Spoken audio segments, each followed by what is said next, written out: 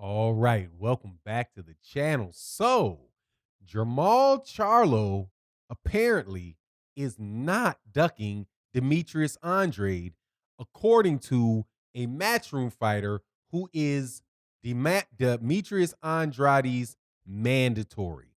And more than that, he says that Eddie Hearn making those claims is ridiculous because Eddie Hearn already knows that Demetrius Andrade's next fight is against Liam Williams.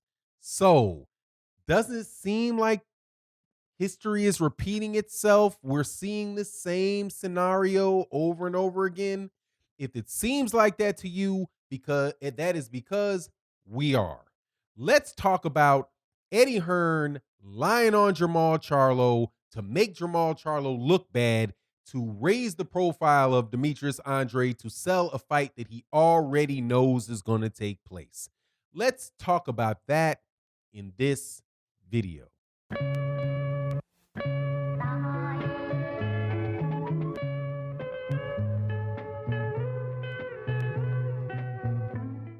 All right, welcome back, welcome back.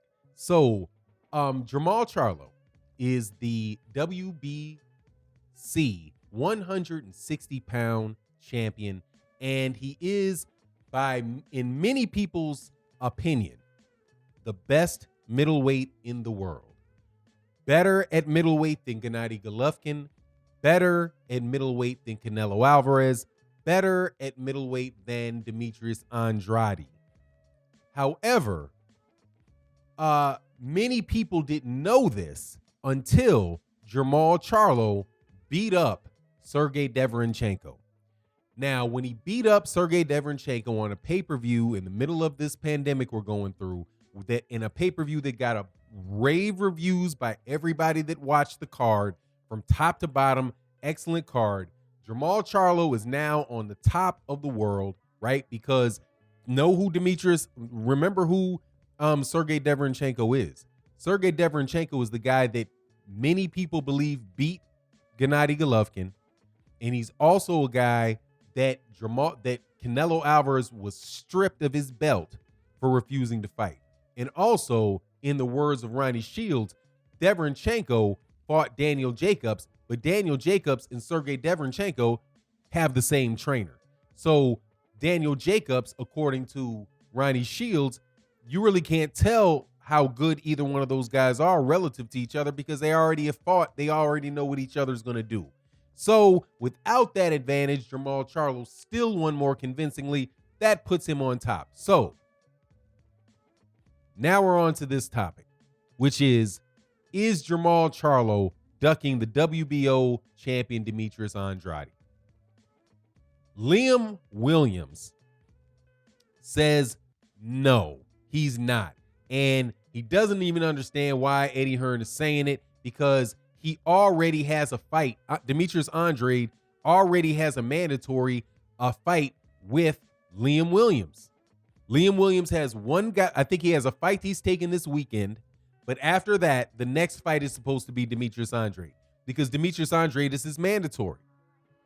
So get this right. Jermall Charlo, who just fought a couple weeks ago, right, is not ready to fight Demetrius Andrade anytime soon, because within the next, say, 6 months, or, the next 6 months, because he just had a fight. His mandatory, man, there's a lot of Liams, man, out there in the UK. Liam Williams, you get my point. But what is this all about? We keep seeing Matchroom as a growth strategy in the United States, attempting to, and shout out to Jupiter B, because Jupiter B did a better job than anybody that I've known about explaining this succinctly. He did it in a live stream for Non-Live on Friday, and he just laid it out real simple. Look, Matchroom's strategy is to call every major fighter that they have, or every fighter that they have, or secondary fighter that they have that they can't find a good fight for, or bigger fighters, they just keep claiming that the PBC guy is ducking them, calling them out, then claiming that he's ducking them, and just keep saying it and saying it and saying it, even though they know perfectly well they don't want that fight. They don't have any plans on making the fight. All they want is the conversation going on around it about that fighter. So if they're saying something, if they say something about Jermall Charlo, then hey, Jermall Charlo did real well. Here comes Eddie Hearn. Well, he's ducking Demetrius Andrade, and let me tell you what he did. We offered him $7 million. See my phone. I wish I had my phone with me. See my phone, and then he'll cover up with his thumb the price. He'll cover up the name. Dude, I just saw, and then no disrespect to Devin Haney. Dude, I saw Devin Haney just doing the same thing with Lomachenko, right? So this is just like it's a playbook at this point in time, man.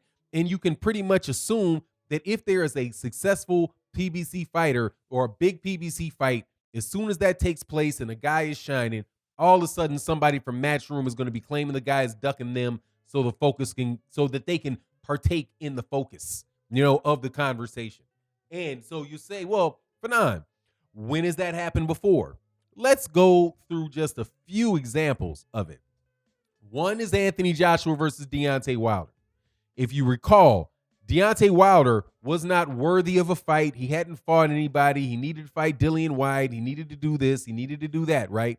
But as soon as Deontay Wilder had the Tyson Fury won, he beat Luis Ortiz. Then he drew with Tyson Fury. Then he knocked out Dominic Breazeale. Then he had another pay-per-view fight with Luis Ortiz.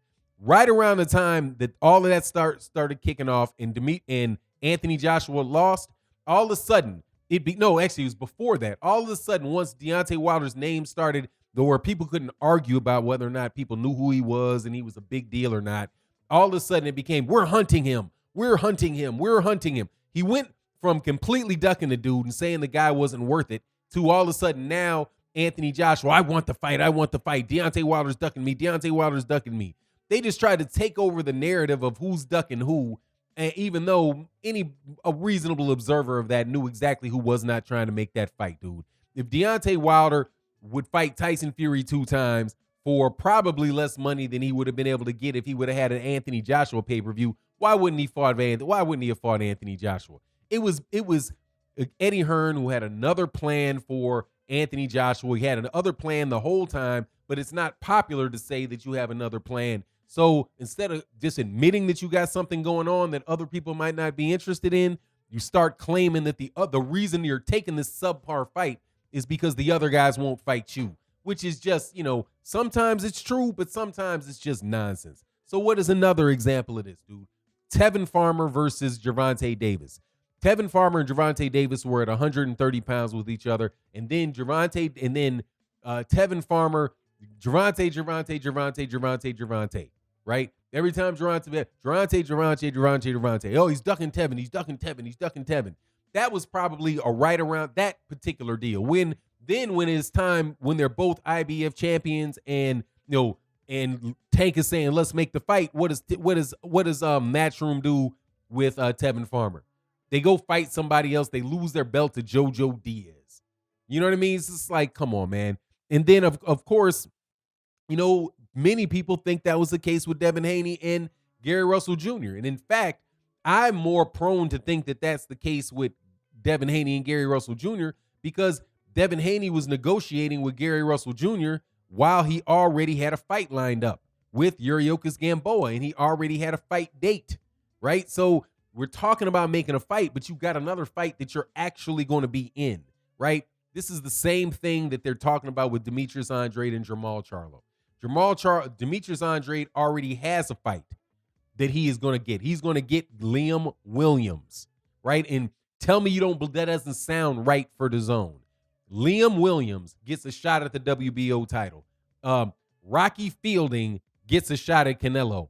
Dude, they have been pouring UK fighters over, giving UK fighter after UK fighter after UK fighter chances at these belts, and that's who DAZN is airing because that's where Eddie Hearn and those guys are out at, and where they can get the most bodies for the for the fight card. But look, man, let's just squash this idea that Jermall Charlo is ducking Demetrius Andrade. Number one, you should know that that's not the case because Demetrius Andrade ain't out there running around screaming and asking for that fight. I have not heard Demetrius Andrade say boo about Jermall Charlo. Maybe it's in some articles that I just didn't see. It could be, but Demetrius Andrade's not pressing on it. More than likely, Demetrius Andrade already knows who he's fighting. And this is just it's just a clout chasing episode, man. But once again, hey, but it's good to know that now Jermall can be clout chased. Oh, and also they got DAZN in on it. Chris Mannix went through all of that nonsense. Anyway, I just want to let you guys know that, dude. I don't want to hear this. Eddie Hearn and these guys, dude, what they're doing, Matchroom's doing, all they're doing is, finding hot American fighters that American audiences are interested in, and then trying to tie their fighter's name to them, and then create some type of debate so that the mainstream media, of course, that they side with Matchroom. Mike Coppinger actually had enough nerve to say that that Josh Warrington at 126 should be rated ahead of Gary Russell Jr. It is just so foolish. It's just so ridiculous and over the top. It's crazy. But anyway, that's my take on the matter. You let me know what you think. And with that, I'm out. Peace.